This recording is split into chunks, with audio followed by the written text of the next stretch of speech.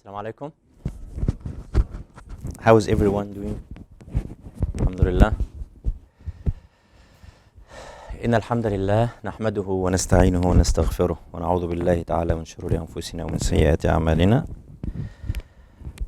إنه من يهده الله فلا مضل له ومن يضلل فلن تجد له وليا مرشدا ونشهد أن لا إله إلا الله وحده لا شريك له ونشهد أن محمدا عبده ورسوله. All praises due to Allah subhanahu wa ta'ala, the Almighty, the Creator, the Sustainer, the Provider, who created us for a message, for a mission, for a journey on this life that will end sooner or later,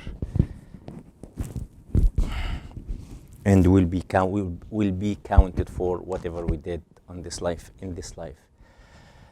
We thank him for making us among his worshippers. We thank him for giving us the ability to come here today after a long day of work to entertain and to be informed about his holy book, the Holy Quran. رب اشرح لي صدري ويسر لي أمري واحلل عقدة من لساني تفقهوا قولي. I ask Allah subhanahu wa ta'ala to make it easy for me to say whatever I will say, and for you to understand whatever I will say, inshallah. And after understanding, here comes the action. Understanding without an action is nothing. Islam is the Quran is actually a book of action.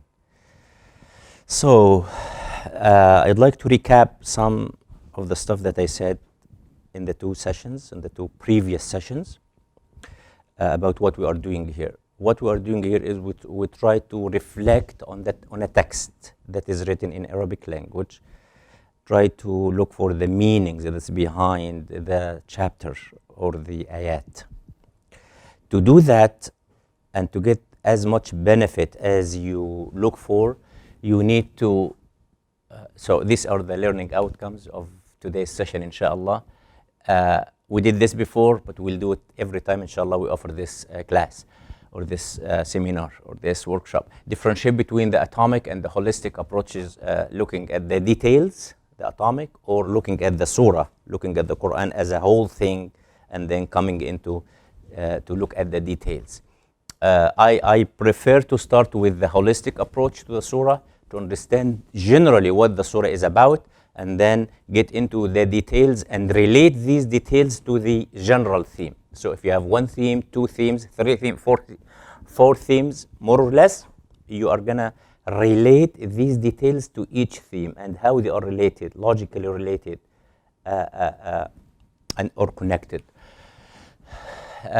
We will divide the chapter into thematic units, organic units, and then connect all themes to the main chapter theme, and connect the chapter theme to the holistic Quranic theme, or moral system, social system, economic system, whatever the surah or the chapter is about. Apply the reflection strategies on chapter 18. This is what we will do today, inshallah, with the help or the support of Allah subhanahu wa ta'ala. So when you read Quran, try to group the verses into a topic. As long as you are reading, okay, verse number 1, okay, it has meaning A. Verse number 2, it relates to meaning A, group it with it. Verse number 3, it's still with the meaning, until you find like a period kind of thing that starting a new idea, a new theme. And try, when you group the a bunch or a group of verses together, give them write it down. Have a paper and pen and write, or a pencil and write it down. Okay, I'm gonna name this group of verses, whatever you understood from it, and then go to the next theme, next group of ayat, and try to name them, give them a title, and then relate the two titles to each other. Why Allah subhanahu wa ta'ala, why Allah put these two groups together after each other? Try to think about it. You don't have to, of course, if several people have written about this, but when you clear your heart to Allah subhanahu wa ta'ala with sincerity and hope that Allah will bless you to understand something, Allah will grant you understanding. So open your heart to the Lord, and He will open your heart to understand His book. Do you see a link between the topics, the themes? Can you relate the name of the surah to the topics? And every surah has a name. Al-Fatiha, the opening. The cow, Al-Baqarah. Al Imran, the people or the family of Al Imran. Yasin, Al-Ma'un, Al-Ikhlas, Al-Masad, Al-Kahf, which will tell the cave. Although there are several parables or stories in the surah, but Allah subhanahu wa ta'ala chose only one of the stories in the surah to name the surah after. Why didn't He name it Dhul Qarnayn? Which makes, astaghfirullah, I didn't say makes more sense, but if I ask you, I give you Surah Al-Kahf without the name of it, I'm telling you this is a story and give it a title. I would assume that most of the people will give it a title of Dhul Qarnayn because we love power, we love empower, we love authority. But Allah subhanahu wa ta'ala instead named it Al-Kahf. There should be a reason for that. So try to think or to relate the name of the surah to the topics there. Pay attention to how the surah begins and how it ends. And usually how it begins is related to the previous surah. How it ends introduces, prepares you for the next surah. So it's one, as I say, the Quran, the whole Quran, the 114 surahs are like one organic unit. And each surah is one organic unit. But they are all interrelated. And try to extract the values to your life. This is the main thing. How do I put this into practice, into my life? How do I improve my life based on what I learned, what I studied, what I read? So we already did atomic versus holistic. We'll start with the holistic, with looking at the chapter as a whole, and then we'll get into the details after that. Okay. We'll try. The surah is really long. The surah is not really long. It's like 110 verses. So if we ask everyone, not everyone, like if we divided you into groups and ask you to work on the whole surah, this will be too long. So what we'll do is maybe we have 8. I'll make it easy for you. I group them into 8 units. I categorized the surah. I split the surah into 8 units, 8 organic thematic units, and we can just work on as 8 groups here, and each group will take one group, one category, work on it. That will make it easy, like in 5-10 minutes we'll be done. So we'll have time to talk about that. So I would say if we can make groups of 2, I think to make 8. 2, 1, 2, 3, 4, 5, 6, 7. Yeah, if we have groups of 2, if you have your Quran copy, groups of 2, please. And then I will assign each group 1, 2, 3, 4, 5, which like we're starting from here. This is group 1, group 2, group 1, group 2, group 3, 4, 5, 6, 7, 8. As a reminder, we are looking for a theme, not for details. So don't get like busy with the details and the surah, especially if you have like the story of Musa. It's like 1 or 2 pages. You're gonna spend like the whole 2 hours. No, just skim it as long as the verse belongs to the main theme. Oh, this is the story of, or this is the talks about the Jannah, talks about the hellfire, talks about the main theme. We'll get into the details right after. So get ready like in a couple of minutes with the one main theme of the group of ayat that I have assigned to you. 2 minutes and we'll come back. Well, we thought that the first 8 ayahs were about the oneness of God and the scripture. The oneness of God. Okay. Anything else? Well, and the fact that there are beautiful things in this world that will test that. Okay. That belief. Do you see a relationship or a connection between the oneness of God and life as an ornament or decoration or passing show? Or this is a question. I mean, I'm just posing the question so you put it in the back of your head while we are talking. Okay, so they said the oneness of God is one of the theme of the first 8 ayat, 1 to 8. and also the life is a passing show or ornament that might deceive you. So in the relationship, there should be a relationship. So we'll figure it out, inshallah. Jazakumullah khair. The story is introduced by saying that the scripture is a guidance for those for people, and a warning for people who have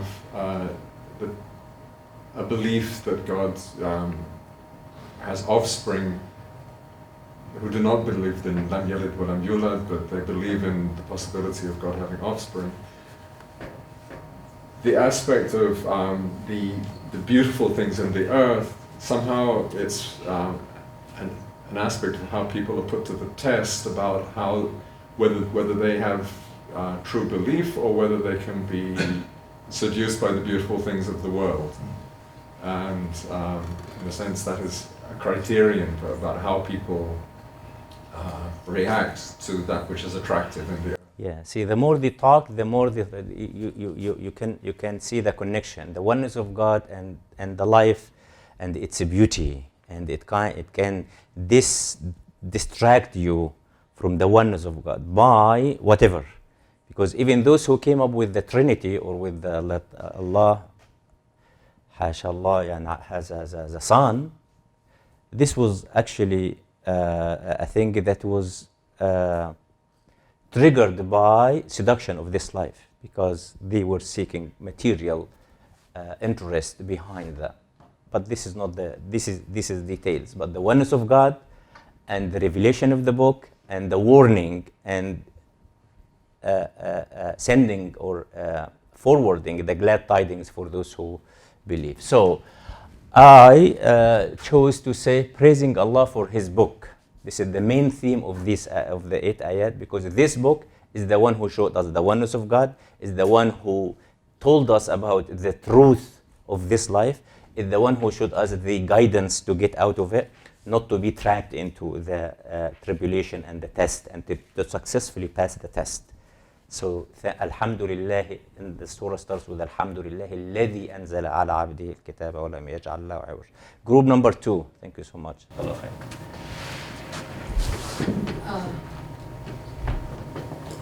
Our section was the introduction to the story of the cave and the sleepers, and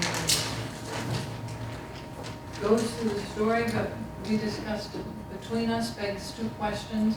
First of all, the objective in this story in the Quran, the ultimate Allah Ta'ala's ultimate objective and what He wants us to learn from it. We were also discussing the Hizbayn, the 2 factions. Who are they? And then the section goes into a lot of detail about who was actually in the cave and what the sun looked like, and was it 6 counting the dog or another number counting the dog? Mm-hmm. And then we were also asking, why would Allah Ta'ala give us these details about the numbers of sleepers, including the dog? So that was the whole account, but it brings up more questions. Good. So part number 2 is mainly about the young men or the people of the cave. The young men, all of us know that the young men who were forced to hide, to flee into the cave as a rescue, as a protection. And this is the name of the surah is named after this ayat. And also we'll try to think about the story of the people of the cave and related to the oneness of God, related to the revelation of the Holy Quran, related to the concept of this life as a passing show, زينة الحياة الدنيا, لنبلوهم, and related to the test. This is a main concept, testing. لنبلوهم, يعني Allah has made this life as appealing, as wonderful, as beautiful as it is, as a test.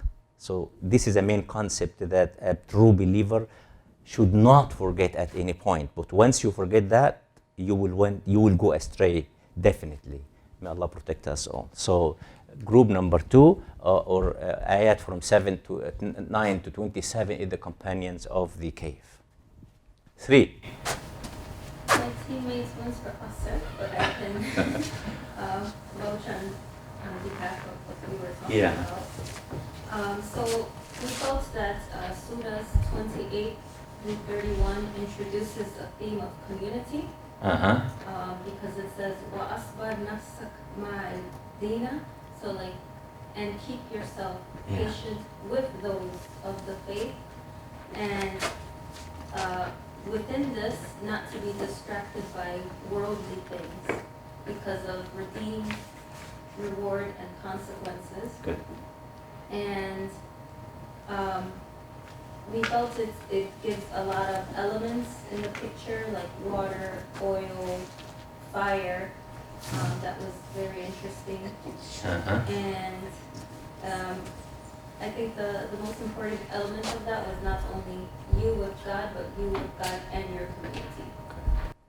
So the group number 3 came after the people of the cave story or parable, right? So definitely there should be a link between واصبر نفسك مع الذين يدعون ربهم بالغداة والعشي. يعني stay, push yourself, be patient.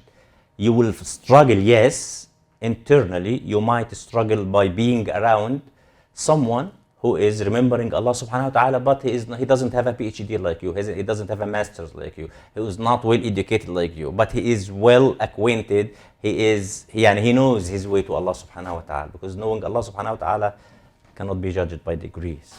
So, is not as rich as you.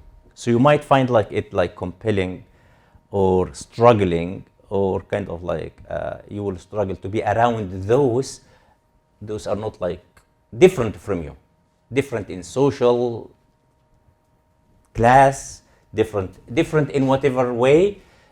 Allah subhanahu wa ta'ala is asking you as a believer to be around the other true believers. This is the sense of community, and this is the community that you should surround yourself with. You should surround yourself. So I call this establishing the real eternal values that will protect you if you are facing a similar experience like the people of the cave. Your only protection from any fitna, from any trial, from any test is being around some people who will give you support, who are teamwork, believes in what you believe, sees and reads life the way you see it, the way you read it. And if you are hanging around with someone who doesn't believe in the hereafter, what do you expect from them? He or she will not remind you of anything that relates to God. He will take you away from God.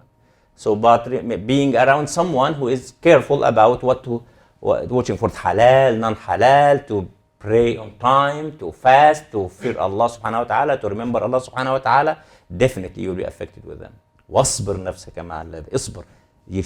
Look at the verb, be patient. Push yourself to be patient. Is it just patience though? Because sabr has an active component, and it means to persevere. So persevere with those who seek the face of God. Yeah. And don't be you yourself. It's telling the Prophet, don't be distracted by zinatul hayat dunya. Yeah, I mean, not other people, the Prophet himself. Exactly. So the kind of distraction that was talked about in جعلنا ما على الأرض زينة, we made whatever on earth as beauty, as distracting. Allah subhanahu wa ta'ala is warning the Prophet himself and we as follows by being distracted by zinat al-hayat al-dunya. So all these are the themes. We'll come into details and you will be thrilled by how the details will complete the picture of the thematic units. So establishing the real eternal values, because some people lead their lives according to their own standards, the standards that they created. We need to lead as believers. We need to lead our life according to the standards that Allah, our Creator, who as He set these standards for us. Okay, group number 4. Okay, so our ideas was about a garden and 2 men who, they both had a garden, but one had a river and was more flourishing.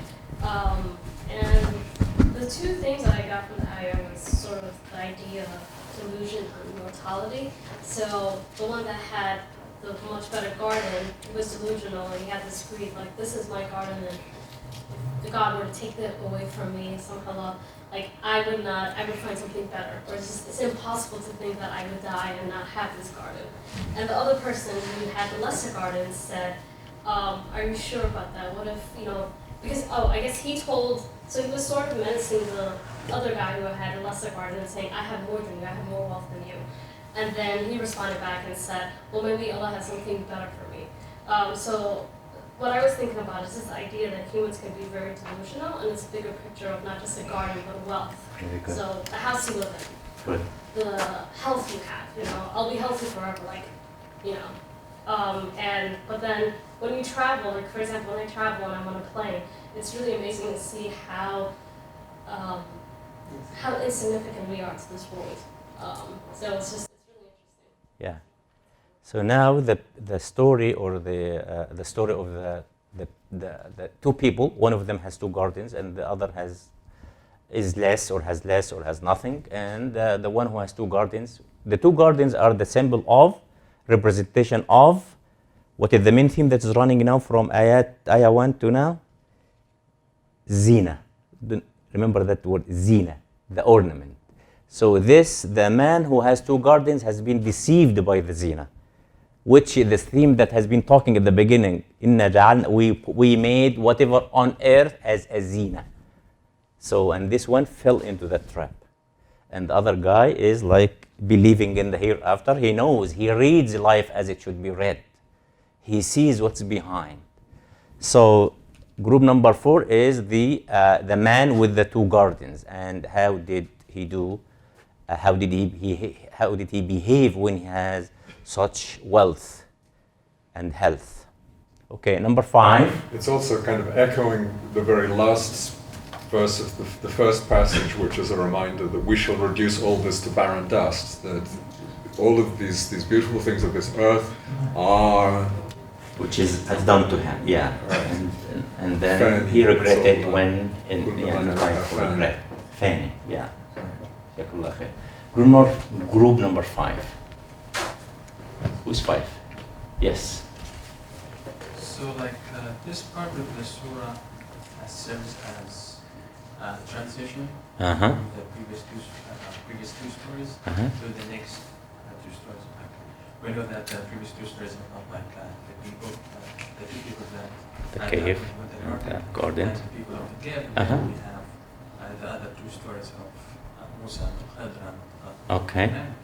So starting with what the Blood method had in dunya. So I think we think this is serves as a conclusion of the first part of the surah, or the first stories, that the nature of life is temporal, and it's the similitude of life is when it comes to earth, and so it will nourish everything, but at the end it will vanish. Yes. So this is the nature of life. It's temporal, but what really matters is the good deeds, or the good actions which everyone shall strive to do, not chasing money, having kids, which got acknowledged in the surah that this is actually the blessings of life, to have money and kids and that these kind of blessings.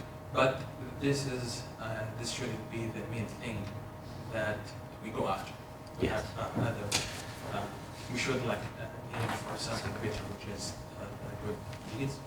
Because at the end, then we have this part about at the end, everyone shall be accountable at the day of judgment about their deeds. So we have this part about some of the some of us going to take place in the judgment day, and then we have this transition to why people of different nations kept refusing the messengers they came to them, because they thought just why God would send a human to us, why God wouldn't send something other than humans to us. So like this is kind of transition between the first two stories to the next two stories of the surah. Serves as the you would say like again concluding that fact of life is temporal and someone shouldn't keep their concerns about only chasing the things that have life. Jazakallah khair. Thank you. That's it for group number 5. That the conclusion or transitional ayat, which reminds you of the lessons that are taken so far from whatever the 2 stories, and it gives you again the establishing or the eternal, the real values that you should go by, the real values that will protect you from being like the men of the gardens or like being the disbelievers in the first story, or being like those who claimed that Allah has son. So these are the values that will protect you. Next, 6.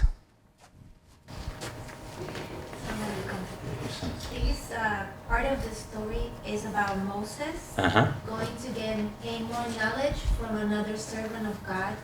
They call it Al-Qadr. And in this part of the surah, Moses cannot be patient. The servant tells him, "You're not going to be patient." Moses keeps insisting, and the servant was right. First, the servant, I believe he drowns a boat, Moses complains. Then he kills a boy, Moses complains. Then he does something with a wall, I don't remember. He builds a wall, and Moses complained. And he couldn't be patient, and this is when we assume things without waiting to see why that happened. Patience. Yeah. Not assuming right away, because Allah subhanahu wa ta'ala sometimes lets things that we're not going to like, but they all know it, and there's wisdom behind it. And then the servant of God reveals to Moses why he did it, and there you have it. He couldn't wait. It happens to us a lot. Okay, so mainly the ayat in group number 5 or 6 actually were about the story of Moses and while he was accompanying or following the mysterious guy or the mysterious mentor or the mysterious teacher, showing him one of the wonders that Moses himself as a prophet didn't understand until the man himself or Al-Khidr revealed it to him. Is it related in one way or another to a previous theme or the main theme of the ayat? Do you see a line of thought that is running through so far? Think about the test, because every time we see people like leaving, like our beloved, may Allah protect every one of us and your families, but you might see someone beloved or a dear one like leaving you, like by car accident, by being hit by an unexpected illness or something, and you keep wondering why he's still young, he's whatever. You don't see Al-Khidr doing it now, but you see the hand of the Qadr is doing it. Allah subhanahu wa ta'ala is doing it. So be like, learn the lesson from Moses. Okay, so again, this is the story of Moses and the mysterious teacher, and we'll talk about it in detail. Jazakumullah khair. Now the penultimate group, the one before the last. Yeah, that was us. 7. The story in that part of the surah is about Zulkarnain, how Allah empowered him, and the story describes his journey. The first people he met, and the advice Allah gave him how to deal with them, and the people he saw. So generally, some of those people were bad, some of those people were good, and some of those people needed help from him. And he said Allah empowered him to do good, but he needed the help to be able to barricade them between them and Yajuj and Majuj. So basically, So the main theme is the story of, or the parable of the Dhul Qarnayn, the empowered man, the man in authority, but he is a believer.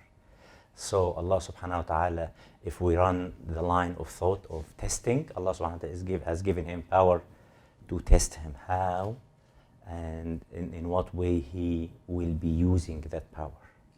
So there is testing through power, there is testing through wealth, there is testing through health, there is many different ways of testing. Thank you so much. This is the story of Dhul Qarnayn, and the last group, but not the least. Yeah. Alaikum salam. My name is Najish, this is Yasmin, so we did the last question. And what we gathered was basically the first surahs open up with the idea of the disbeliever versus the believer. And the disbelievers, how judgment on Judgment Day, hellfire is awaiting them because of their efforts lost in the worldly life. And then the other second portion was the believers who do righteous deeds for the sake of Allah subhanahu wa ta'ala. They would abide in gardens of paradise eternally. And then it closes off with the power of Allah subhanahu wa ta'ala, basically indicating that even if Allah subhanahu wa ta'ala was to write as large as the sea, the sea would not be able to withhold that because Allah subhanahu wa ta'ala's writing is eternal and it's so powerful.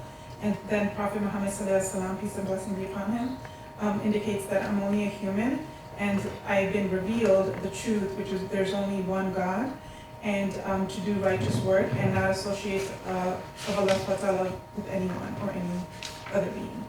Yeah. So if you really kind of just ponder on that last verse, it's subhanAllah, I think it's just really powerful because sometimes we as humans, we tend to think, oh, I don't know if people really went through what we're going through, the trials and tribulation, but it's a reminder, alayhi salatu wasalam, that he was human and, you know, the only difference is Allah revealed that there is one God and, you know, that to do Yeah, exactly. So how wonderful this, like the scene or the curtain is being closed on whatever we have been seeing or been watching or been reading or going through. This is exactly again, it's establishing the real and eternal values. So you see how transition 1, 2, and 3. After a section or two, you will find Allah subhanahu wa ta'ala putting or establishing, reminding you of the values. So now we have a holistic idea about the surah now, right? Everyone, right?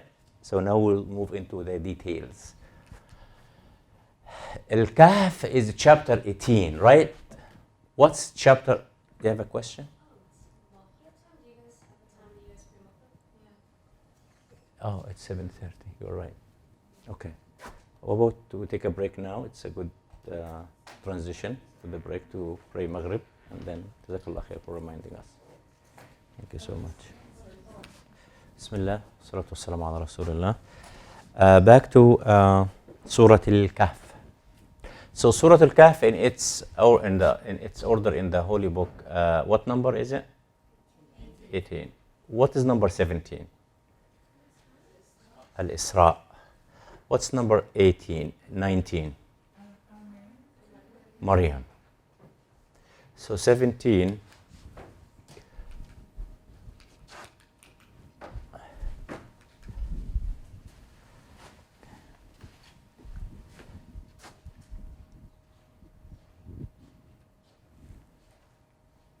Okay. So chapter 18 is Al-Kahf. Chapter 17 and chapter 19, which means that we are trying to see the context of Surah Al-Kahf, why it was placed, because the placing of each surah after one another was ordained by Rasulullah, by Allah subhanahu wa ta'ala, by Gabriel, by Allah subhanahu wa ta'ala. It's not the order of a human being. So the surahs, the numbering or the ordering of the surahs in the Holy Quran as the way they are now is set by Allah subhanahu wa ta'ala. So there should be a significance behind placing Surah 18 before Al-Kahf, after Al-Isra, and before Maryam. Can someone think of any kind of significance, any kind of relatedness, connectedness?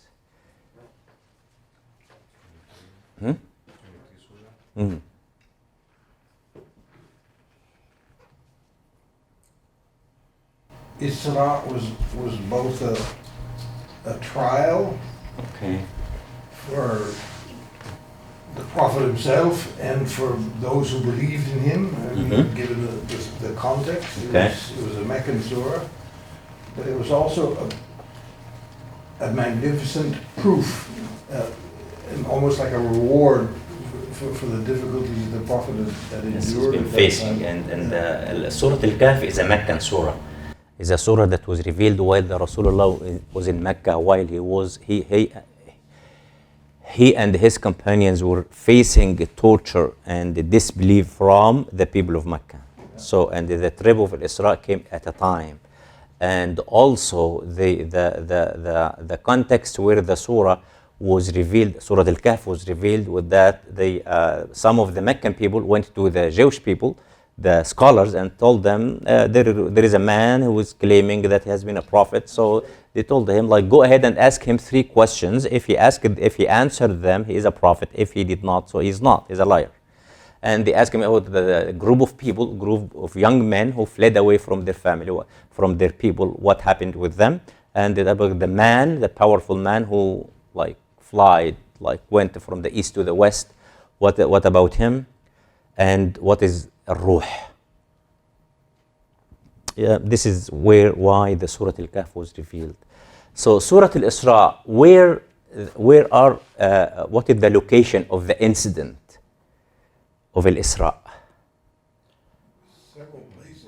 Yeah, from سبحان الذي أسرى بعبده ليلة من المسجد الحرام in Mecca إلى المسجد الأقصى.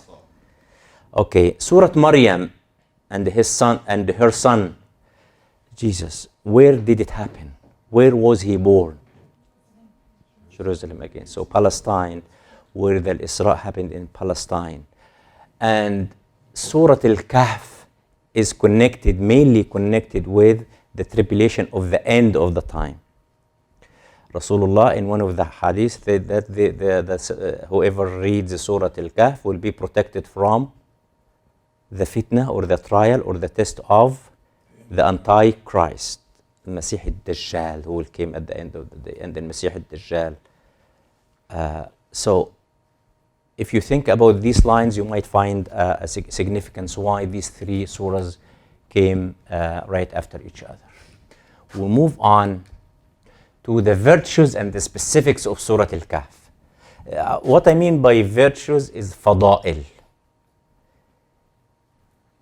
The sacred virtues of the surah, and the specifics is whatever this surah is telling us that other surahs did not. When we talk about the virtues of the surah,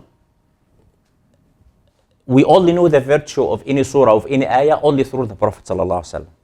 Only the Prophet tells us that this Ayatul Kursi is the greatest ayah in the Holy Book. Surah Al-Fatiha is أعظم surah في القرآن. Surah كذا. If you read if you read this surah, this will happen to you, or this will protect you, or this will save you, we know this only through the Prophet ﷺ. So the virtues of any surah, we know it through the Prophet.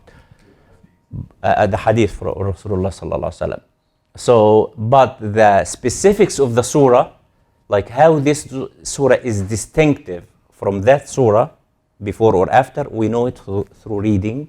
We read, we compare, we analyze, we understand, we say, oh, this surah, this is the only story that was mentioned in this surah. See, this is something specific for a surah. So what are the virtues of Surah Al-Kahf? Can I ask you a question before you get into that? It partly relates to that. You said before that the names of surahs were given by Allah Ta'ala, but it's known that certain surahs have multiple names, or at least 2 or 3 names.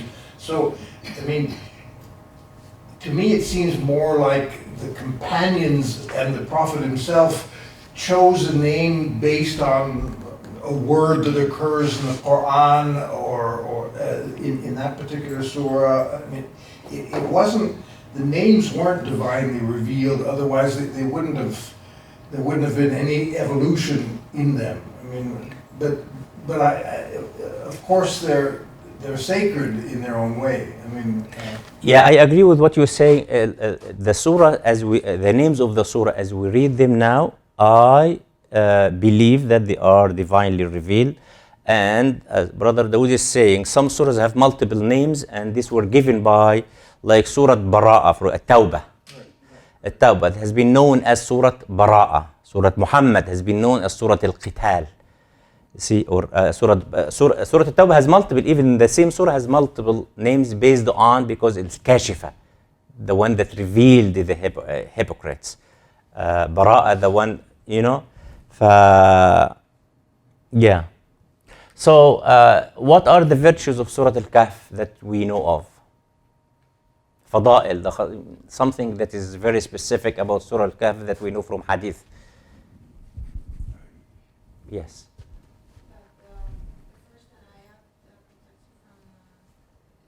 Yeah, knowing or memorizing, there is a hadith that knowing that the first 10 ayat in Surah Al-Kahf, whoever reads it, whoever memorizes it, whoever knows what it means, will protect him from her or her from the Dajjal, the Antichrist in the later days. What else? So protection from the tribulation of the Antichrist.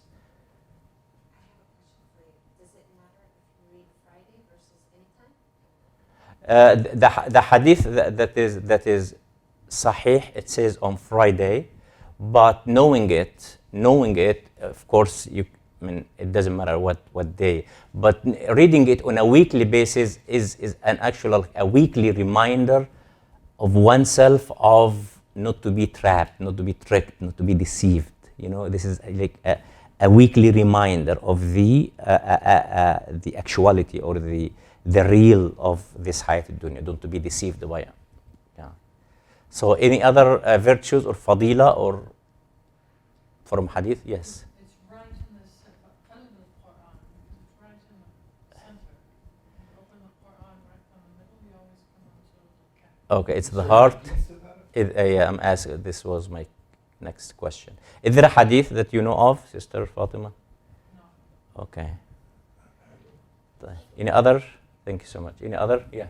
I mean, reading it from Friday to Friday, it protects you from Friday to the next Friday. So it keeps you as a kind of protection. And there is another hadith that says it's a light, nur. Actually, there's one day, one of the Sahaba, in one narration, the name of the Sahabi was not mentioned, the name of the companion was not mentioned. In another incident, the name was Usayd ibn Hudayr, that he was reading the Surah Al-Kahf and he felt that like his animal, the name of the animal was not mentioned, maybe a horse was like doing like unusual noises. So he like lifted up his eyes like this and he saw something in the sky. He went to the Prophet next day and he told him about what was happening. And he told, I was reading Surah Al-Kahf and so, and Rasulullah said, تِلْكَ السَّكِينَةِ تَنَزَّلَتْ لِلْقُرْآنِ. This is the tranquility, this is peace, this is everything good that was in the form of a cloud that was, and if you kept reading, it could have came down to it, because this sakina is tranquility, is calmness and steadfastness. Remember the word sakina very well with the main theme of the ayah. It will be very helpful. It will be very strong also at the same time. So reading the Surah Al-Kahf will give you sakina means your heart or yourself is not settled about something. And the sakina makes you calm about it, relieved. So this is what sakina means in Arabic. Also there is a hadith that if you read Surah Al-Kahf, it will be a nur, a light. Two hadith in that, two authentic hadith. It will be a light from here, from wherever you are reading to the Bayt al-Atiq in Mecca, Bayt al-Haram. It will be a light. And the other hadith will be a light from Friday to Friday. And the light here is the symbolic meaning of what is light? Guidance, right? It will guide you from Friday to the other Friday till a new reminder. It will show you the truth from the truthhood from the falsehood. You'll be able to decipher what is good, what's bad, what is real beauty and what is fake beauty. So this is the nur that is given by reading Surah Al-Kahf and reading Quran in general. And also there is a hadith that من قرأ سورة الكهف كانت له أو قرأ the first 10 ayat or Surah عصمة. عصمة means protection from the Antichrist fitna. And you all might know that the great fitna, tribulation that were mentioned or associated with the Antichrist, because he will come with all the tribulation that were mentioned in the surah. He comes with a tribulation in your deen, in your religion, claiming that he is your Lord. Because he can do something that Allah only does. And if you are aware of that, no, you are not Allah. Allah is not Allah is, we know our Lord. You are not, how will you have the sakina, the tranquility? How will you have the nur, the light? How will you have the isma, the protection from that? Except by knowing and actualizing the meanings revealed in Surah Al-Kahf. So this is the protection and security and safety. He will come with knowledge.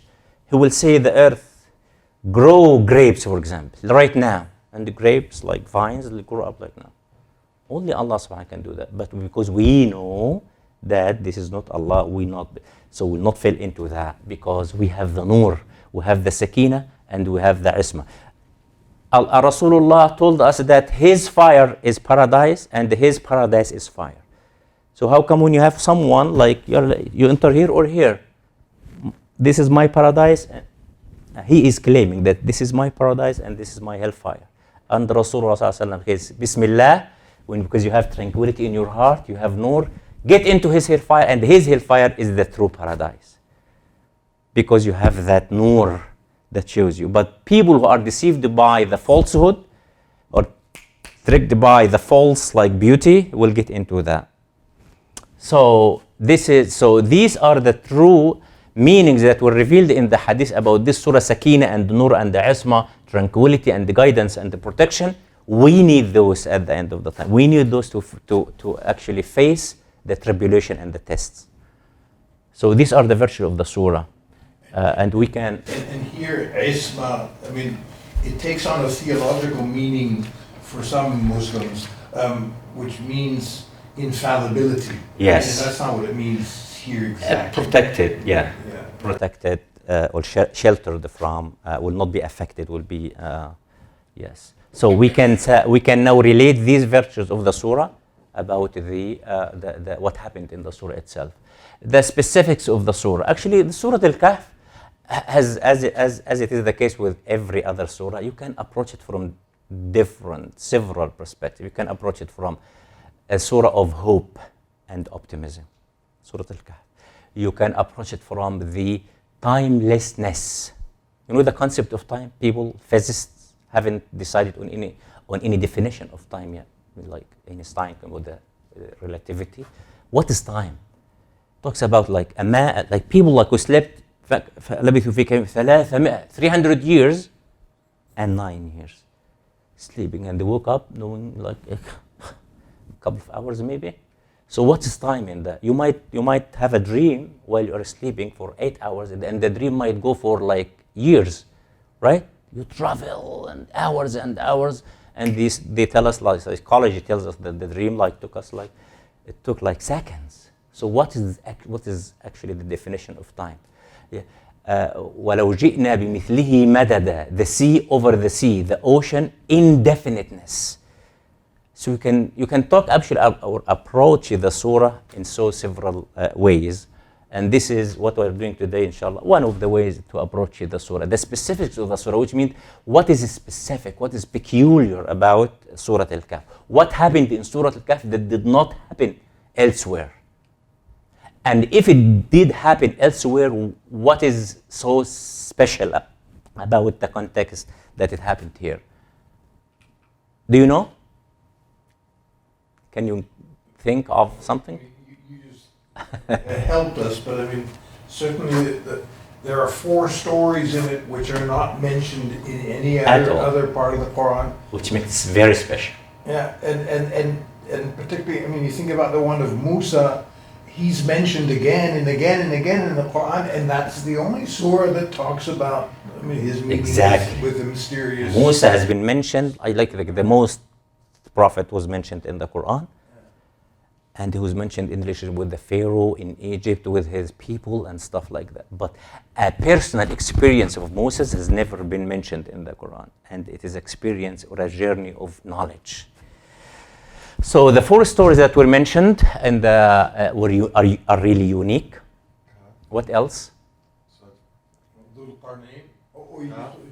The 4, yeah, the people of the cave, the Dhul-Qarnayn, Musa, and the guy of the 2 gardens, yeah. It starts with Alhamd. If this is specific for Surah Al-Kahf? No. We have how many other surahs that start with Alhamd? I'm sure that you know at least 1 more. 4 or 5. Yeah. Al-Fatiha. Al-An'am, mashallah. And in order, it will be Al-Kahf in the 3rd one. And the Fatir and 1 more. You need a prize, man. And it starts with the Sin. Sin. The surah starts with Sin, the letter Sin. I'm giving you a clue. Sin Fatha. Sin Fatha. In Yemen. Sin Saba. Yeah. But what's special about Surah Al-Kahf as it starts with Alhamd is different from the other 4 Alhamd. Alhamdulillah Rabbil Alameen, the Hamd is praising is associated with the Rububiyyah, with his Lordness. Okay. الحمد في الأنعام خلق السماوات والأرض خلق الظلمات والنور, with the khalq, with the creation. But Alhamd in Surah Al-Kahf is related, only Alhamd in Surah Al-Kahf is related with the book, revealing the Alhamdulillah الذي أنزل على. So this is a ni'mah, this is a bounty, this is a blessing that we need to reflect. Why should I thank Allah about this book? So read it and see if it really deserves thanking or not. Alhamdulillah الذي أنزل على عبده ولم يجعل له عوجا. عوجا means like not straight. The book is straightforward. Crooked. It's not crooked. Yeah, it's showing you the straight path. The book is showing you the straight path from the other ways that takes you to the way of the shaitan. Surah Fatir, Alhamdulillah, Fatir al-Samawati wal-Ard. Surah Saba talks also about his kingdom, the creation again. So Alhamd is special in Surah Al-Kahf as it's only related to Al-Kitab. Alhamdulillah, the anzala ala abdihi al-Kitab. And the Kitab is your only guidance to show you the falsehood from the truth. From the people who claim that Allah has a son, this book tells you why this is like a falsehood. Al-Firdaus, the kalimat Firdaus. What's Firdaus? The highest level in paradise, Aden, Jannat Aden. It was mentioned again in Surah Maryam. Kalimat al-Firdaus, the word the Firdaus was mentioned only 2 twice in the Holy Book. In Surah, not Maryam, Astaghfirullah, Surah Al-Mu'minun, في Surah Al-Mu'minun, again in Surah So Surah Al-Mu'minun, the believers, so you can find a connection between the highest level of paradise and the true believers. The true believers will be there. And Al-Kahf, if you manage to pass the tribulation, you will be among the true believers and you will be in Al-Firdaus. Okay. It is not Arabic, yeah. Surah Kalimat Zina. Zina. And this is a very integral, essential, very significant vocabulary in the surah. It has been mentioned in the Quran. Has been mentioned, related, and connected with the dunya. It is mentioned the embellishment or ornaments and the glitter in 3 times. إِنَّا جَعَلْنَا مَا عَلَى الْأَرْضِ زِينَةً لَهَا. What we have made whatever on earth as an ornament to it, so it can like attract people, it can deceive people. So the word zina was mentioned 3 times in Surah Al-Kahf to tell us that be aware of that, and your protection from getting trapped into the zina of this dunya is the mention of the root Ra, Shin, Dal. This root has been mentioned in Surah Al-Kahf 4 times. And you have Rashada, Rushda. And actually this is one of the amazing roots in Arabic. Ra, Shin, Dal. When someone reaches the phase of Rushd, this means this is mentally mature. Some people are mature like physically, but they are not mentally mature. Right? When it is mentioned in the Quran, it means that the one who is discerning, the one who has capabilities, mental capabilities to judge what is right and what is wrong. And this word, the rashada, the mental capability or qualification, has been mentioned 4 times. This is ayah number 10. And if you remember the hadith of Rasulullah sallallahu alaihi wasallam, he said, whoever memorizes the first 10 ayah. And the last word in the first 10 verses is rashada, which means that only when you have rashada, only when you have that mental capability or qualification or skill, that you will be able to skip, to pass the tribulation, any tribulation in this dunya. ربنا آتنا من لدنك رحمة وهيئ لنا من أمرنا رشد. Oh Allah, shower us with mercy, rahmah, and give us rashad. Rashad is straightforwardness, clearness. Isn't it also moral? I mean, it's not just mental. I mean, you say the khulafa ar-rashidun. I mean, the rightly guided in their behavior. Yeah, because if you are rightly guided in your brain, you will be rightly guided in your behavior, right? Because you will, the one, even Lut alayhi salam, the Prophet Lut, when he said, أَلَيْسَ مِنْكُمْ رَجُلٌ رَشِيدٌ? Is there any sane person among, isn't there a sane person among you to tell you that this thing that you are doing is really unacceptable, haram, or unacceptable as a human being? The root rashada, discernment, maturity, and it's mentioned 4 times, which means that you need to have that skill to be able to avoid, to escape, to protect yourself against the zina. Because the zina actually, it can come to you into many different forms. Beware of the shaitan, he will come to you into many different ways, and you need to be alert. You need to be awake of his tricks. Actually, this question about actions, many times in the surah, it speaks in terms of the 2 things, الَّذِينَ آمَنُوا وَعَمِلُوا الصَّالِحَاتِ. And even in this first passage that we were looking at, the people who are put to the test, it's essentially about what they believe in, whether God has offspring. But, I mean, essentially the way they're judged is through their actions. Yeah, actions actually, as I think I said it last time, is Islam is a religion of action, not only belief and action. The sound belief and the sound action.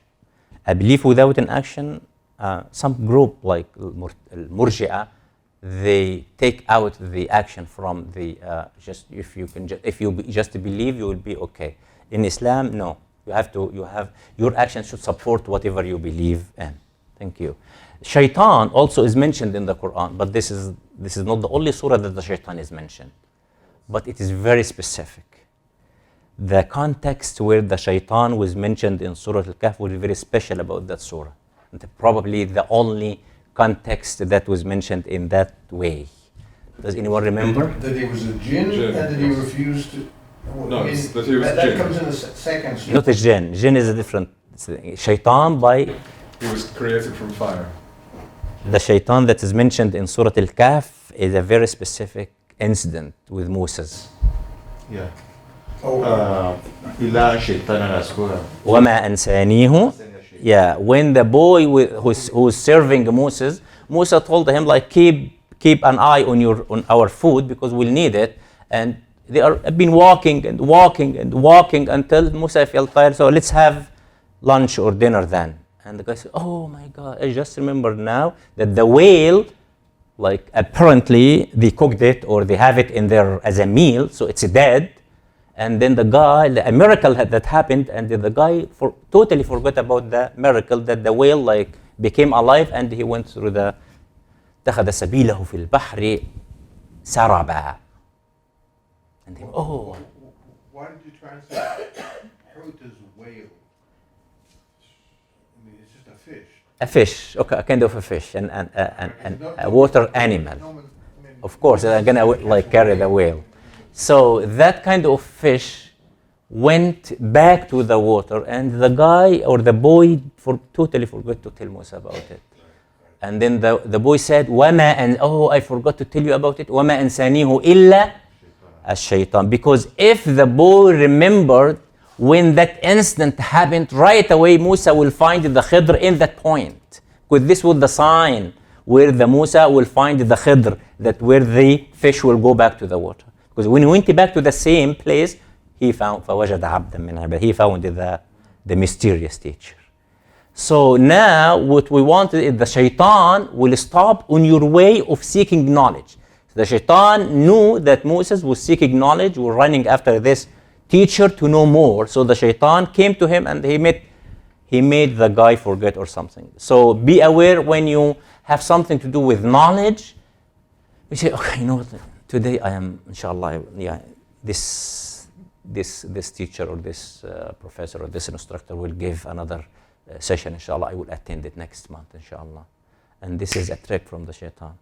Because he makes you happy with the hope that you will be here next month. You're not aware of the next month where you will be. So right away you need to be alert on that. No, what is preventing me from that? Why? Am I lazy?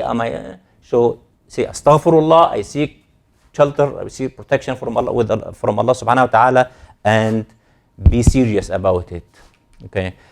So we can also relate the alhamd, because without the book we will fall into the traps. Where the Firdaus as our hope to be in will push us to work hard. The zina, we are aware that the falsehood that this dunya in everything is, can you imagine that the wealthiest person on earth now, whatever every dollar or every wealth on this earth is nothing in the eye of Allah subhanahu wa ta'ala. This is the zina. So don't be trick about it. And remember the owner of the two gardens. And try to have rashada, is the ability to tell the falsehood from the truthhood based on the Quran and the stories that were mentioned in the So Al-Kahf specifics.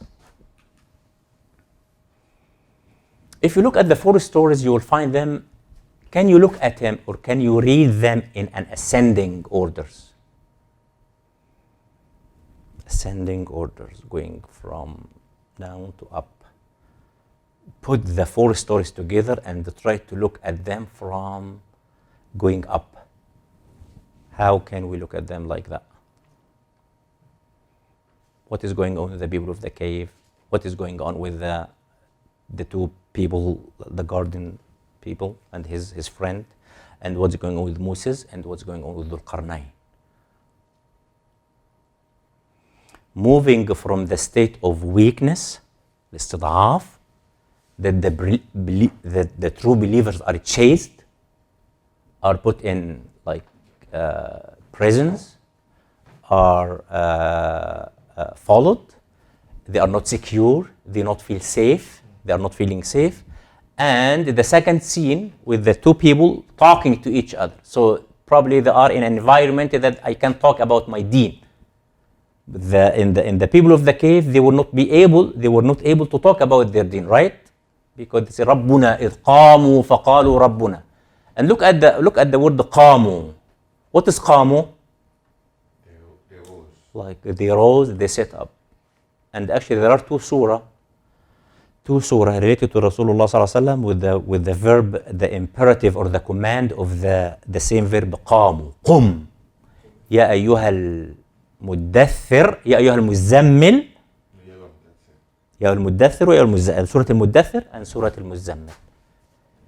يا أيها المدثر قم فأنذر وَيَا أَيُّهَا الْمُزَّمِّلْ قُمِ اللَّيْلَ إِلَّا قَلِيلًا. It's qum, wake up, arise, stand up. Stand up. In the first surah, it says, يَا أَيُّهَا الْمُزَّمِّلْ قُمِ اللَّيْلَ إِلَّا قَلِيلًا. Oh, you are just like sleeping and wrapping yourself because you're after the experience of from meeting Gabriel for the first time, said, قُمِ اللَّيْلَ. Stand up in front of your Lord during the night, because this what will give you power. For the second, this rising up, which is قُمْ فَأَنذِرْ. Spread the word. Spread the word of your religion. Tell people about what you believe. So in Surah Al-Kahf, in the first time when the people of the cave tried to outreach, tried to say something different from what everyone else believes in, they were chased. Right? They were persecuted, right? In the second phase, where the two people are talking, he's saying, no, what you are doing is wrong. Don't you believe in the hereafter? If you don't believe, what about Allah subhanahu wa ta'ala, my God, well, will vanish your gardens. And you're talking freely. Nowadays, our situation in the US here, is it the first scene or the second scene? Second scene. You can talk to everyone. It's freedom of speech. You can talk. So feel free to talk like the two people. So if we take lessons from one of the stories here, you can talk to them. What do you believe? I don't believe in the hereafter. I don't believe like the creator of this universe. So talk about it freely, respectfully, and like human beings. Conversation, respectful conversation. Talk about it. So, and in the third one, seeking knowledge, and then in the third one is empowered. The Muslim or the believer ruler is empowered, and he is doing whatever he wants to do in terms of justice, of course. So, also the surah is full of action. From the first part to the last part is full of action, movement, haraka. Can someone relate to that? What is the haraka in the first story?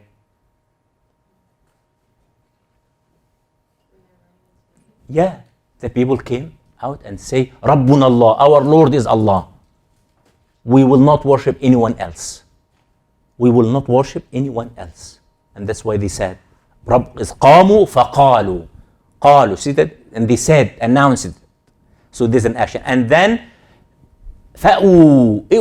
go, run, or walk, or go to the cave. So it's emotion. So moving, fleeing from the persecution. What is the motion, movement, or haraka in the second story? The two gardens, man or the people? They're walking to the garden and they're talking at the same time. Talking is an action here. Because when you talk about what you believe, trying to convince someone or to talk about it, this is an action. Because you didn't stay silent. فإذ قال, again قال. The people of the cave قالوا, the one is قال لصاحبه أنا أكثر منك مالا, back and forth. This is haraka, this is motion, this is activity, this is positivity. Don't stay silent. Say something. What is the activity or motion or movement in the third surah, in the third story?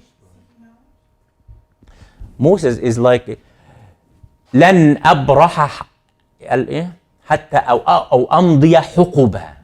I will not leave this matter. I will not give up, even if I walk. You know حقبة, like indefiniteness in time. Even if I will walk indefinitely. Can you imagine his strength and his like? I will not settle down until I find this teacher to learn from him. And this is how. Seeking knowledge should be, this is the energy that should be in our hearts in seeking knowledge. What is the last story about movement? Also in the third one, the different episodes are punctuated by فانطلقا. See, انطلقا يعني full of energy. And this is the seeker of knowledge you should see the energy in the seeker of knowledge in their face, in their haraka. Rasulullah sallallahu alaihi wasallam used to walk with someone who was describing how he was walking. He was walking as if he is descending from a hill, like the mountain. You know, if you have like climbing and you're going down like this, with full of energy and heart, not like dragging with legs like this. No, full of energy and talaqa. Thank you. That'd be like enthusiasm. Yeah, you are happy about it, you are energetic about it, you believe in it. So, and the last surah and the last story in the, what is motion, what is movement, what is positivity about it, that this true believer, Dhul Qarnayn, didn't stay where he is. He went from east to west to those people who have nothing, know nothing about it, and like spreading justice among people and helping those poor people about building the wall for them, protecting them from Gog and Magog. So this is the harakah, this is the true believer harakah. Our deen is all about harakah. It doesn't know sleepiness, it's sleepness, it doesn't know laziness. It knows only talk about your deen, spread your deen, teach, spread positivity. So this is how it is here. But you could argue that seeking refuge in the cave and sleeping for 300 years isn't exactly, it doesn't embody activity. I mean, so there's a good point. lesson in it. Good point. Actually, I see it as a positive because whenever you are weak, you don't face the challenge that is bigger than you that's gonna eradicate you. So if you feel that's why Khalid ibn Walid, one of the great leaders, like he take the Muslims away from when he found that the battle is losing the battle. It's not wise to face unequal kind of challenge, right? When you are not equally, you cannot face that danger. Withdraw until Allah and say, "Yanshur lakum rabbukum min rahmat." Allah will shower you with mercy because we did our best. Yeah, the situation is bigger than us. So this is actually wisdom, and they behaved wisely accordingly. So these are how the four stories represented the four engines of society. How the young man represents energy. We need energy to build our society. Not only energy, because energy without faith is nothing. Because we have to have the faith to guide your energy and the teamwork. Isqamu, faqalu, fa'u, all these verbs are in the plural form.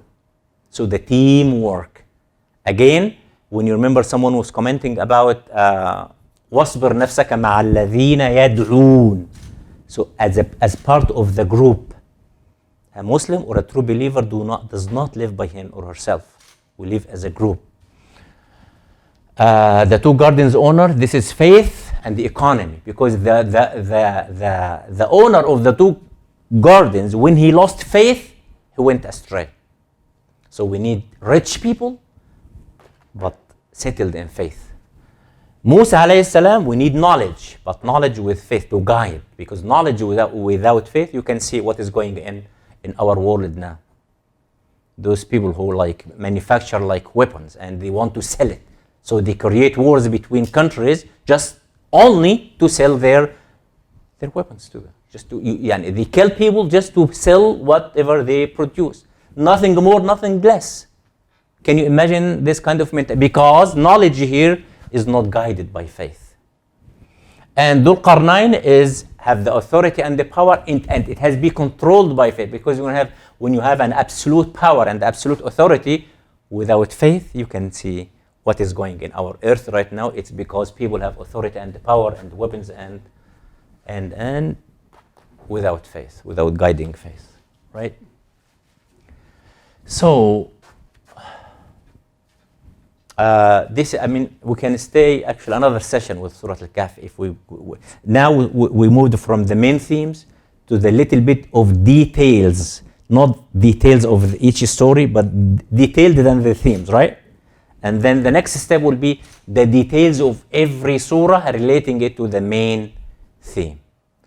And my point of these sessions, the past and the coming one, inshallah, is this. I'm not fascinated by the abstract theological debates about it. I'm really interested in how to develop, how to purify, how to guide, how to enlighten our hearts. This is the main.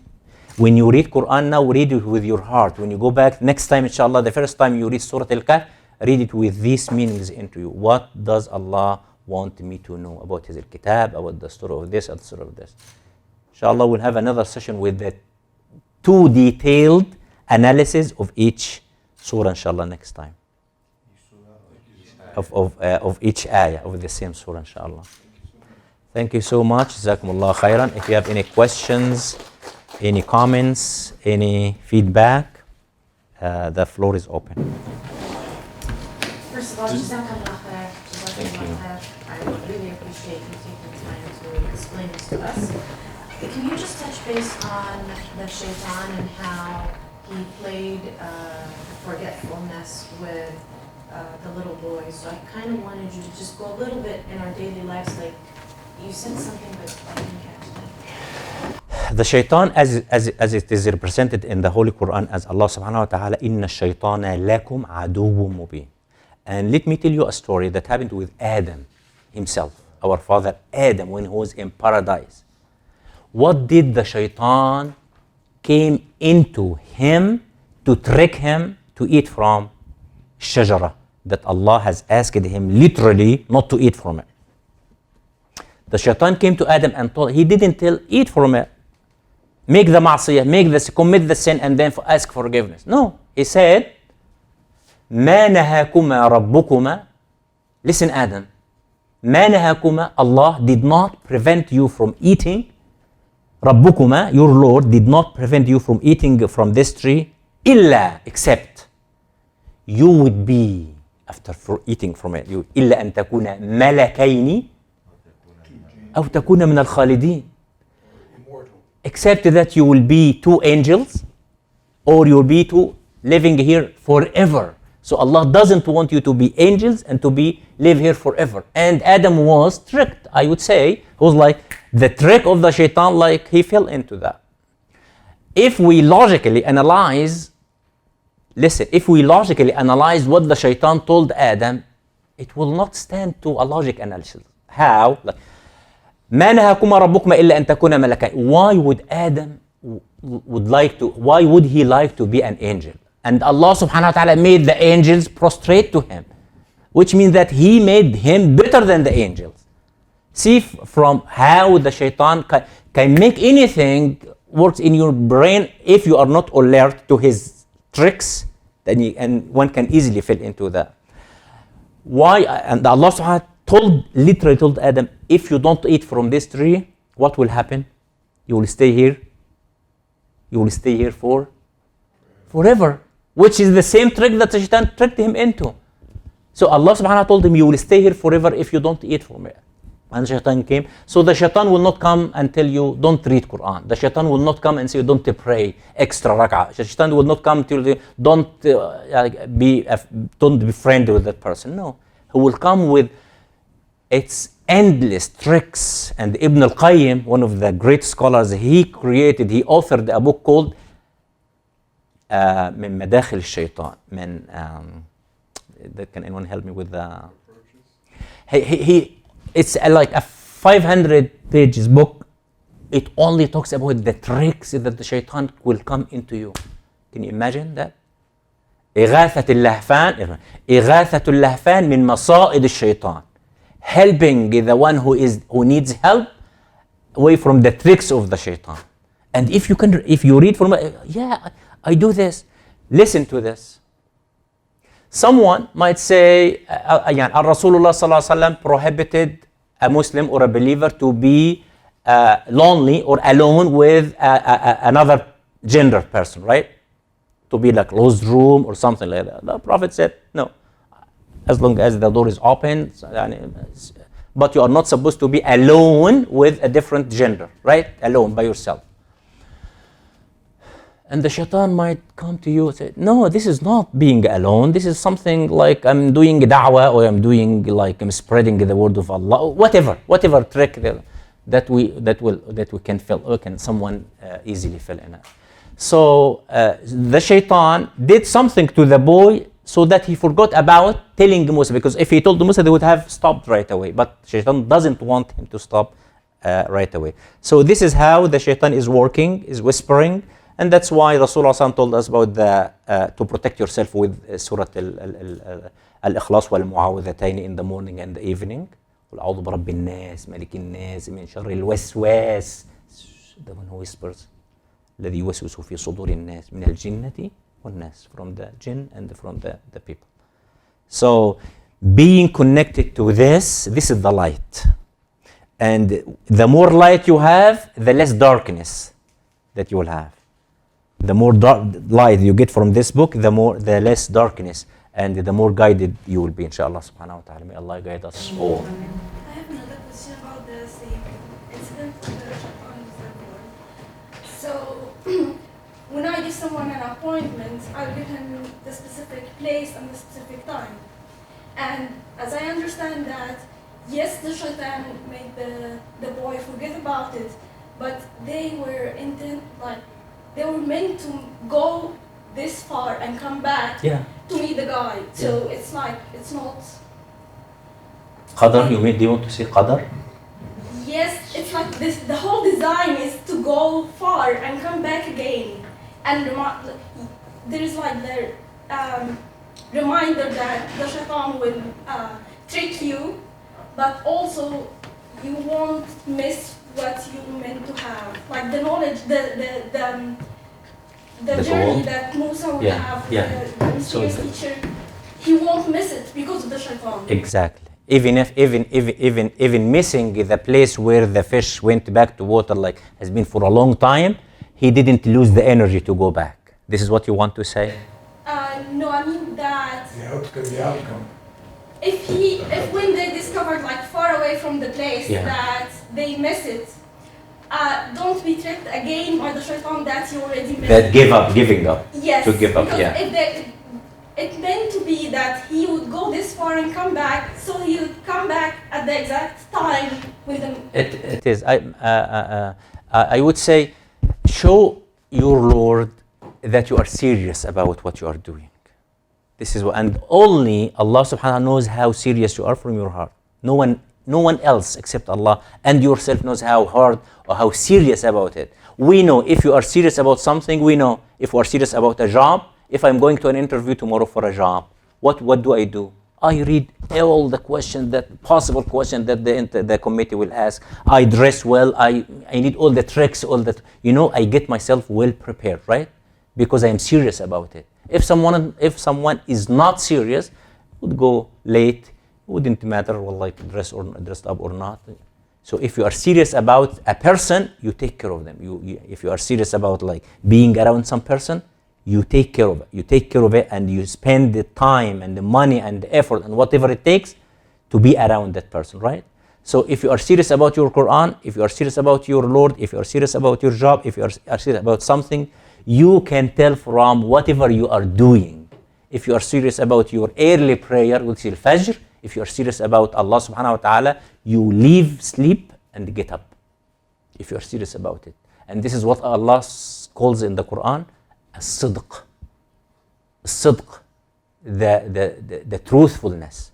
If you are truthful about what you believe, you will take the extra mile to please Allah subhanahu wa ta'ala. Any other questions? Yes. I think I want to compare the point she's trying to make to the story of Yusuf alayhi salam. In that when you have a goal, or when there is a destiny made on you, Allah said you're going to get to this place. Shaitan will delay you, but ultimately you get to the point. So when he had a dream that all his family, his 11 and moon and all that will bow for him. So with all the trick of his brother to Shaitan, so that the thought that will not happen. Yep. But unfortunately, Shaitan even helped that thing to happen by doing all that he did. So the same thing here. So the qadar is already there. You're going to learn, right? But the Shaitan was trying to derail him from learning. But ultimately, he further helped him to get to what he wants to get. I think that's the point. Yeah, he was a factor to succeed, like for this meeting to happen. Yes. Yeah. So it's a test again for Moses and for the boy and for Any other comments, feedback? Yes, brother. comment. I mean, thank you very much for all of the discussion that's resulted from this. I think it's very helpful, the idea that you introduced at the very beginning about looking for a holistic message. And by looking at the different segments of the surah, which all of them appear to deal with quite distinct episodes, it's very thought-provoking to actually see where the common themes actually run and to see how the different episodes relate to each other. And it helps one to actually see a kind of an underlying theme and a higher hikmah, which is embodied in there. I mean, one is speculating, is there a connection between the way in which the Ashab al-Kahf took refuge in the cave to escape from a hostile environment, and the way in which Dhul Qarnayn is then asked actually to build a barrier to separate people from a hostile environment, and yeah. Also the idea of the beauties of this world being, so to say, a trial. In a sense, one of the key themes of the surah is Sayyidina Musa's quest for knowledge, and the key factor in that is that he was judging things by their superficial appearance and failing to see the underlying message, when the beauties of the things in this world are of course created by Allah Ta'ala, and it's not purely negative. They have a twofold aspect. They can, to meditate on the beauties of the world around one can be something which is elevating, but can also, if you focus on the superficial appearance of things, it can also lead you down. So the zinat al-hayat al-dunya, it's a test to see which direction it takes you. It's being rich and wealthy. No one thinks that this is something that Islam negatively sees it. No, being rich and wealthy, it can be very, very something that's required for a Muslim to be. I would say that if Uthman ibn Affan is living nowadays, he would be owning Boeing, or I would say that. Why not? I mean, yeah, wallah, yeah. But the thing is not. It's not. We are not tricked by the zina. It is not in our heart. It is in our hand.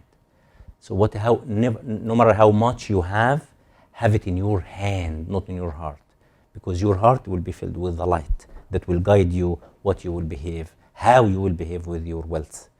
This is the main difference between having a wealth, having a power, having a knowledge. Without guiding faith, you will go astray. These are the main surahs, the main themes of the surah. Lu'ay. I have a question about the story of Musa and Khidr. So it seems that this story provides an explanation or answer to the problem of evil. That even though a prophet like Musa was not able to rationalize a lot of things, so it's kind of provides in the main theme of the surah, it's like the tribulation of knowledge. So how does that fit into the main theme of the surah, the story of Musa? May I rephrase your question so I make sure that I got you right? So you are saying that Moses was seeking knowledge, right? And the tribulation that Moses was facing with the mysterious teacher is about not knowing or reading whatever incidents is happening in front of him, or are happening in front of him, reading it superficially without looking for the... An answer for this is the first ayah in the Holy Book, not the first ayah, the first description that Allah subhanahu wa ta'ala described the believers in the Holy Book after Surah Al-Fatiha. Surah Al-Fatiha doesn't have any description of the believers. Surah Al-Baqarah, Alif Lam Mim, ذَلِكَ الْكِتَابُ, talks about the book, لَا رَيْبَ فِيهِ هُدًى لِلْمُتَّقِينَ. And then right after Al-Muttaqeen, the righteous, the pious people, Allah subhanahu wa ta'ala describes who they are. What did He say? الَّذِينَ بِالْغَيْبِ. He didn't say those who pray, those who fast, those who believe in the hereafter. He says الَّذِينَ يُؤْمِنُونَ بِالْغَيْبِ. What is al-ghaib? This is al-ghaib that was exactly happening in front of Moses with his teacher. Because Musa didn't know al-ghaib. That's why as a believer, الإيمان بالقضاء والقدر. نؤمن احنا بالقضاء والقدر, fate and destiny. We believe that it is destined from Allah subhanahu wa ta'ala. So if someone like he was going to his job or she is going to his job and then she felt like the boss or the manager thing, I'm really sorry, we have to like, you don't have any job anymore or anything, like laid off. It happened without anything, any warning, anything. It happens, right? So without any calculation, without any planning, without any thinking, it happens.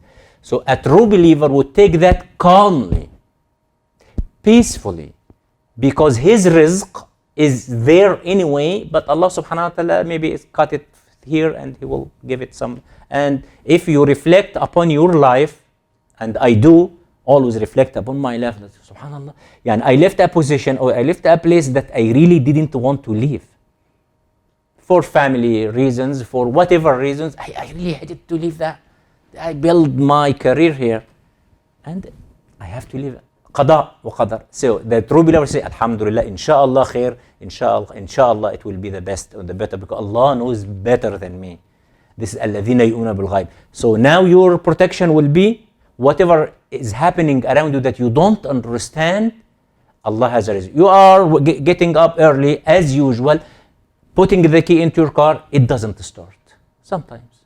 Or you are into like a road that has an accident and keeps you away from like too late from your work. It happens. Did you do anything about it? No. So say, it's the qadr. It's for Allah subhanahu wa ta'ala. Keep your heart like settled. Believe that this is better for you. You did your best. You are taking care. You are maintaining your car very well. So it starts, but for a reason it doesn't start. The tire inflated, or anything that happens that outside your control. The Imam bil Ghaib say there is a reason for Allah subhanahu wa ta'ala to have this happen. There is a reason. Allah subhanahu wa ta'ala, even in some marriages, He said some people will marry each other and they do not like each other. Allah didn't make the reason for establishing or continuing a marriage love as a basis. No. Spouses do not have to have love to continue with each other, because Allah subhanahu wa ta'ala says, وَعَسَى, maybe you hate something and it's better for you. Maybe she will be the reason that you will get into the paradise. Maybe he will be the reason that you will be saved from the hellfire. You don't know. So seek light and the guidance from Allah, because He sees what you don't see.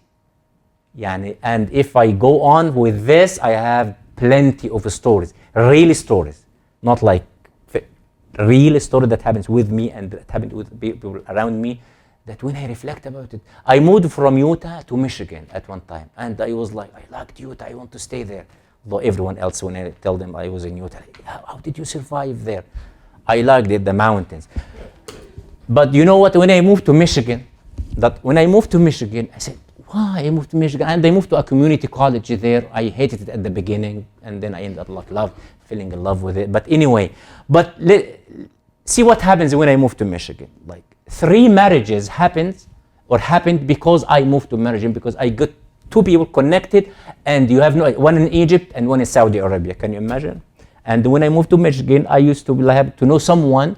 The sister of his wife is in like Saudi Arabia, and one in my family in Egypt. How about we connect them together? Just a talk. How would these 2 people would have married if I didn't move to Michigan? Have I ever thought about that? I haven't, but I thought about it when it happened after, right?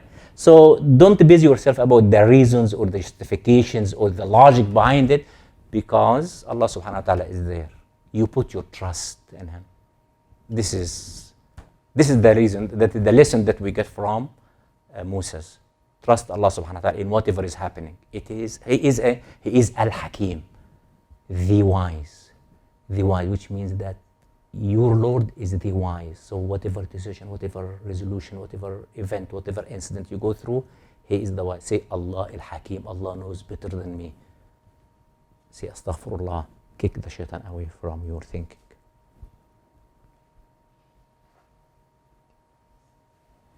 Jazakumullah khair, and see you next month inshallah.